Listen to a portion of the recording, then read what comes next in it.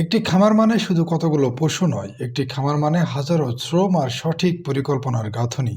আজ আমি দাঁড়িয়ে আছি একটি আগুনের চুল্লির উপরে, যেখানে আমার স্বপ্নের শেড তৈরির মূল উপাদান ইট তৈরি হচ্ছে। আসসালামু আলাইকুম, আমি ওসমান গনি। আজ আপনাদের নিয়ে যাব ইটের ভাটার সেই বিশাল কর্মযজ্ঞে, যেখানে ক্লান্তিহীন মানুষেরা স্বপ্ন বুনে চলেছে।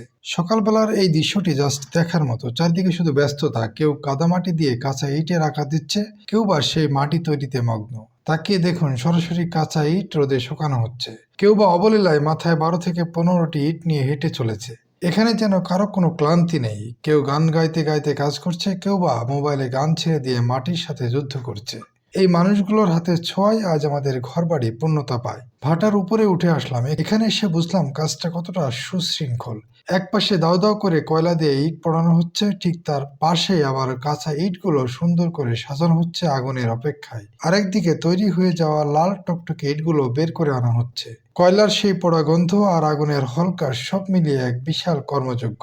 আমি বেশ কয়েকটি ইটের থামাল ঘুরে দেখলাম। খামারের জন্য দরকার 1 নম্বর মানের শক্ত ইট, যা নোনা ধরবে না। অনেক খুঁজে একটি থামাল পছন্দ করলাম। এর মধ্যেই ভাটার মালিক চলে আসলেন। উনি আমার পূর্ব পরিচিত, তাই বেশ কিছুক্ষণ আড্ডা হলো। ধোয়া ওঠা গরম চায়ের চুমুক দিয়ে খামারের পরিকল্পনা নিয়ে কথা বললাম। ইট নিয়ে গ্রামের দিকে যাচ্ছি, মনের মধ্যে একটি অন্যরকম প্রশান্তি কাজ করছে। ইনশাল্লাহ আর কয়েকদিনের মধ্যেই আমার গরুর শেড তৈরি হয়ে যাবে। একটি ইটের গাঁথুনির সাথেও আমার স্বপ্নটা বড় হতে থাকবে। আপনারা যারা নিজের হাতে কিছু করার জন্য ভাবছেন, তারা আমার এই ছোট ছোট পদক্ষেপগুলো দেখতে পারেন। আজকের দিনটা ছিল অন্যরকম। ইট থেকে শুরু করে ঘাস সবই যখন নিজের তদারকিতে হয়, তখন তার আনন্দটাই অন্যরকম। আমাদের ভিডিও ভালো লাগলে অবশ্যই লাইক কমেন্ট শেয়ার করে আমাদের সাথেই থাকবেন। মানুষ ও প্রকৃতিকে ভালোবাসুন, প্রকৃতি আপনাকে উজাড় করে দিবে।